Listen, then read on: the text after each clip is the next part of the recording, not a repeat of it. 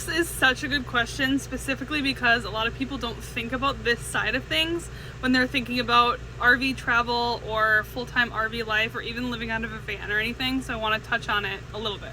When it comes to bad storms, I will do pretty much two things. First thing that I'll do, especially because I spend a lot of my time in Florida, if I know a storm is coming and I know it's going to be strong and I know it's going to potentially be in the area where I am, I will leave. That's my number one thing to do if you're scared about a storm and you know it's coming. It's the best part about being a full-time traveler is you can pack up your stuff in an afternoon and go.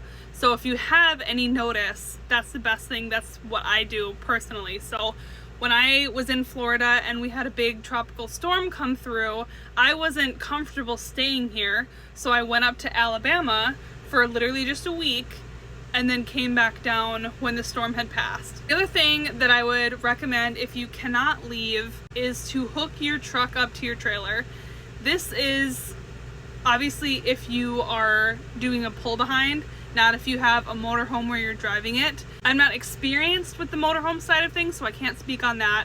But if you have a pull behind trailer like a fifth wheel or just one of the travel trailer ones, hooking it up to your tow vehicle gives you an extra 4 wheels, an extra 2 axles, and an extra weight to hold your entire camper down, and it'll help stop the shaking. Another thing I recommend if you know the winds are going to be really strong is to put your slide outs in. That helps with the shake too. It helps like equalize your weight distribution within the trailer so you can pull your slides in. Obviously making sure your awnings are in so that nothing can get caught by the wind and make your trailer shake more than it needs to. Another thing to take into account is it depends how the winds are coming at you. If they're coming at you from the side, it's going to impact you more than if it's coming at you from the north or south. And I like to remind myself that trailers are literally made to go down the road at like 60, 70 miles an hour. So if the wind is coming at it at 60, 70 miles an hour, you're going to be safe because it's made to go down the road at that speed. And that's not with any jacks down or whatever. So take that into account as well. My number one tip is to be prepared.